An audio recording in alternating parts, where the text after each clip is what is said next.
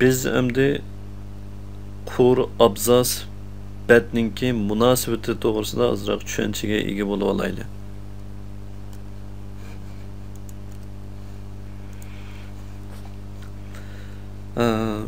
Bu hujjatimizda ko'ringanga o'xshash biz odatda mazmunni bir batning ichiga yozamiz. Ya'ni men buni kichikiltib ko'rsatay.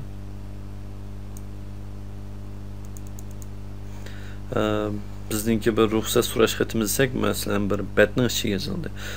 Uzunroq maqola yoki kitob bir narsa bo'lsa, buni aytib ko'p bat bo'lishi mumkin. Endi Wordda biz batni ayrim qo'shishning hojati yo'q. Biz bir hujjat qurilgan vaqtida bu bir batlik bo'lib quriladi. Tekstni yozib, bir bat to'shgandan keyin ikkinchi bat avtomatik qo'shiladi. İkinci bet olsa üçüncü bet avtomatik qo'shiladi. Navada tekstni o'chirib o'tib yoki xatni kichikitib buni ozlatsak, bet o'zi avtomatik qisqaraydi. Ya'ni betni biz o'zimizdan alayda bir taraf qilishimizning hojati yo'q. Hamda betning ichidagi mazmunlar abzasdan tuziladi. Hamda bu yerdagi abzas degan gap bizningki normalni qog'oz kitoblarimizdagi abzasdan ozroq farqlanadi. Kitaplarda abzas ma'lum bir bo'lak, ya'ni bir qancha jumladan tuzilgan bo'lakni ko'rsatadi.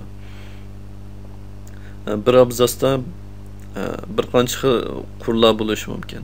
Hamda bu Wordda bo'lsa, bizningki bir abzasimiz bir qurdan tuziladi. Bu haqiqiy qur. Ondan buning ichida ya'ni bir abzas mazmunimiz mavhum qurlarga bo'linadi. Yani bu yerda haqiqiy qur va mavhum qurba. Yani masalan biz bu yerda bugun degan abzasni boshladik, so'rayman degan yerda tugidi, bu yerda interni bosib ostiga yangidan bir qurni tushadi. Yani bu yerda haqiqiy bir qur bilan bir abzas tugidi. Lekin biz ko'rangan vaqtda bu yerda 4 qur ulab ko'rindi. Hamda bu qurning ko'p ozligi bizning tekstimizning jihozligiga, shundaqla xat nusxasining cho'ng kichikligiga qatorliqlar munosabatli.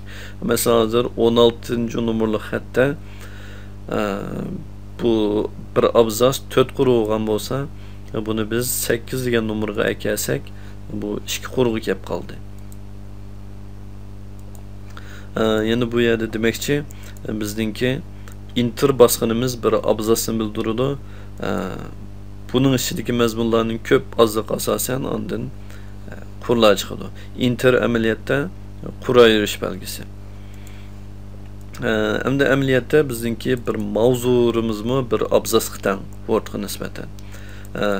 Bu yerdagi bir qurumizmi bir abzas, bu mazmunmi bir abzasga teng. Oxirdagi bu narsalarmi, ya'ni bu ism bir qur oldi, yilnom bir qur oldi, bularning har birisi birdan abzasga teng. Shundaqla bu abzas bir qurdan tuzilgan, bu bir qurdan. Bu abzas olsa 4 tane mavhum qurdan bir haqiqiy qurdan tuzilgan. Bu abzas bilan qurning munosabati. Shundaqla bu narsaning hammasi bir batni shakllantirdi. Yani biz tekst ko'rgizganda shunga diqqat qilishimiz kerak. Biz qurni mecburi o'zimiz parchalab o'tib, masalan bu yerga o'xshash bir qur qilaman deb inter tushirsak, bu amaliyotda to'g'ri bo'lmaydi. Chunki bu hammasi bir abzas, buni mecburi qurg'i bilishga bo'lmaydi.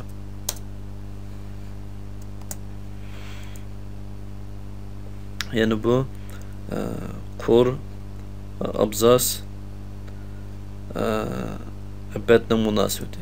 Hamda abzas boshlangan vaqtda abzas beshiga bir qancha harflik bo'sh qur qo'yib qo'yadigan odat bor kitoblarda shundoq.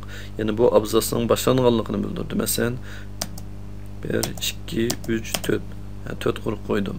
4 tane bo'shliq qolib qo'ydim. 4 harflik qurun. Amaliyotda to'g'ri usul